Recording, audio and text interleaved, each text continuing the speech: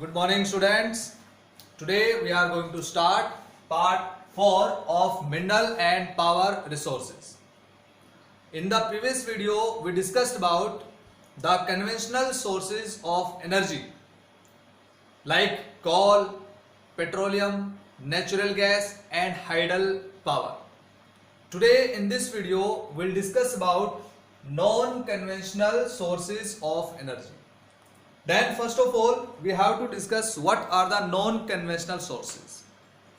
Conventional sources, in the previous video, as I told you, discussed that the sources of energy which are called traditional, right? For a long time we are using these resources known as conventional sources of energy.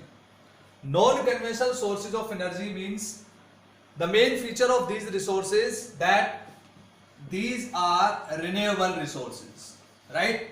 These resources are renewable resources, and we have started the use of these resources recently because we did not have the sufficient technology, appropriate technology to use these kinds of sources of energy.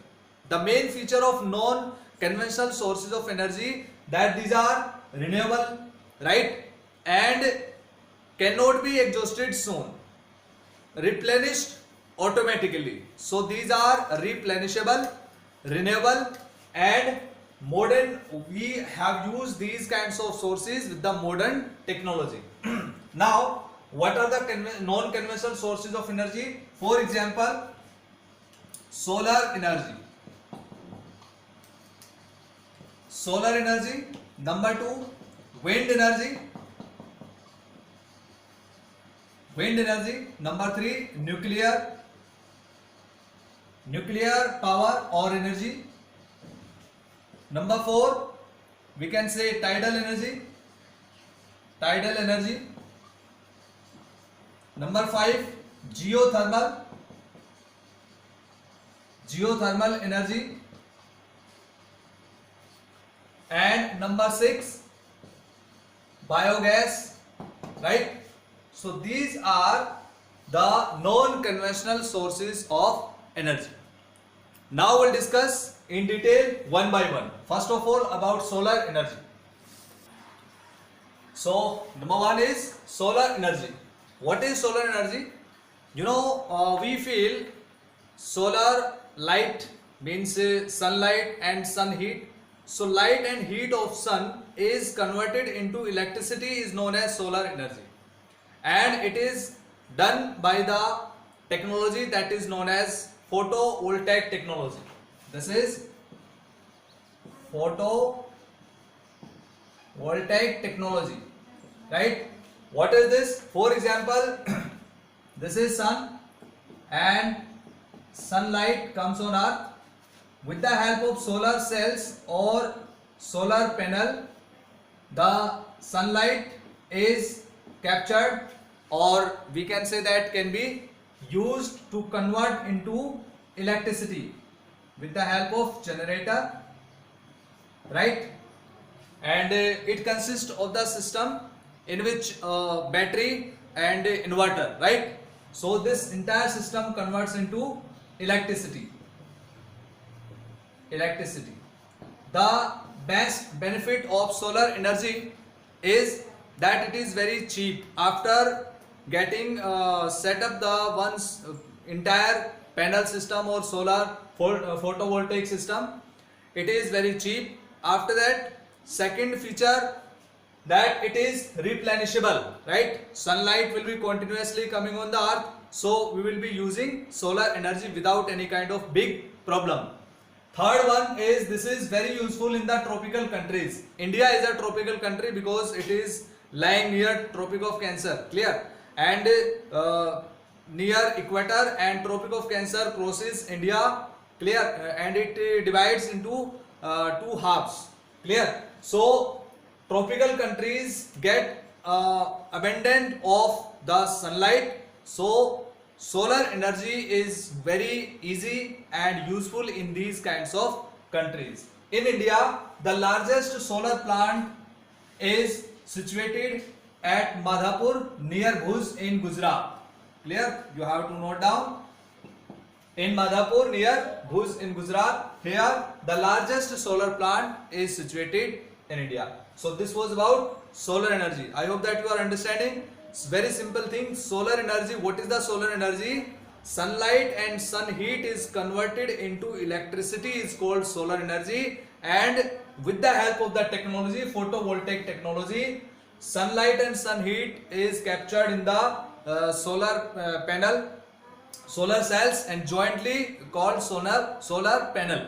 Understand? And after that, the this heat and energy converted into electricity. This is solar energy. Now we discuss about wind energy. Next one is wind energy. This is also very important. Wind is an inexhaustible resource because it is replenishable. Understand?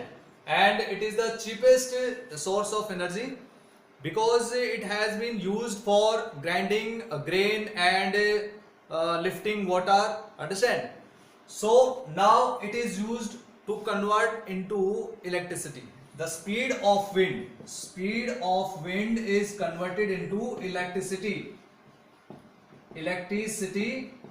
right, with the processing in the wind farms. Understand? For example, look here, these kinds of blades are there in the wind farms, these kinds, and it functions with the speed of wind.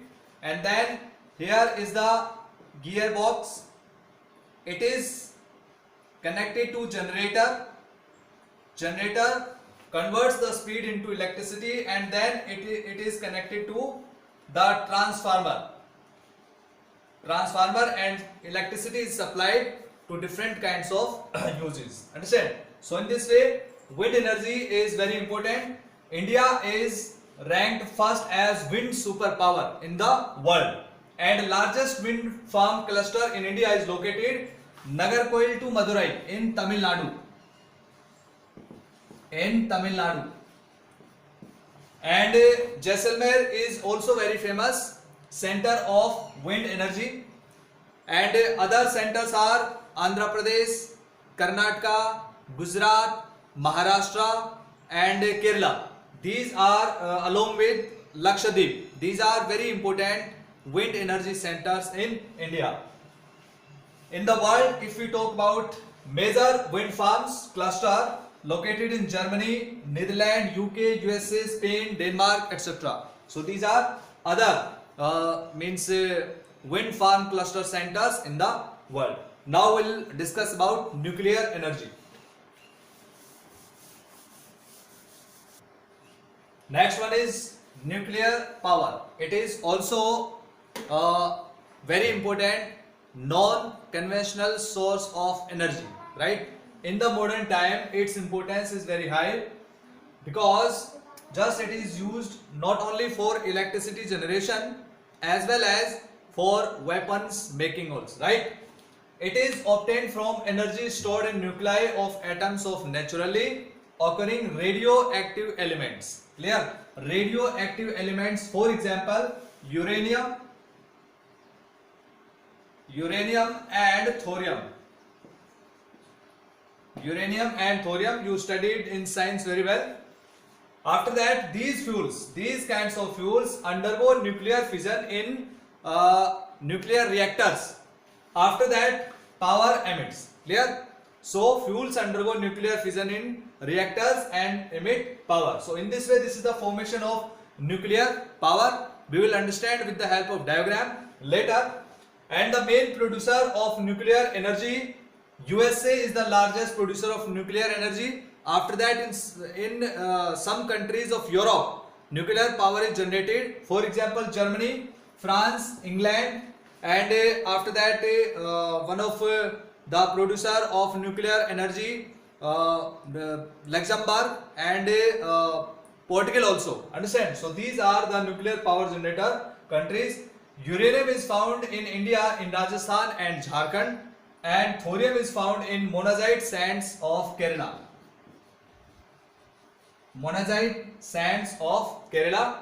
these are the producers of these two kinds of elements. So in India, uranium and thorium are not found in much of amount, so we have to import uranium and thorium from Australia and from some countries of Europe. Understand? In India, there are 6 centers of nuclear energy. Which are the 6 centers? I am telling you. For example, so the centers in India, nuclear power centers in India, first Narora in UP, Narora in Uttar Pradesh. Number 2, Rana Pratap Sagar, or it is also known as Rawat Bhata. It is in Rajasthan. Number 3, Kakrapara in Gujarat. Number 4, Tarapur in Maharashtra.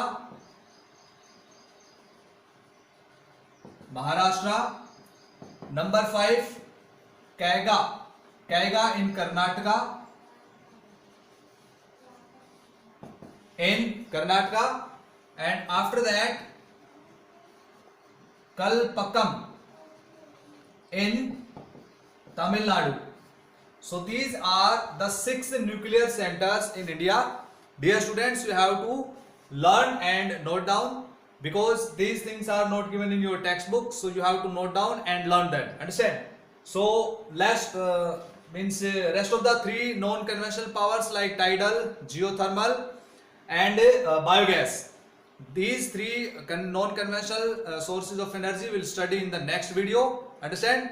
So I hope that you understood, and in next video we will discuss all the non-conventional sources of energy with diagram. So revise and make the notes from the textbook and watch this video again. Thank you. Have a nice day.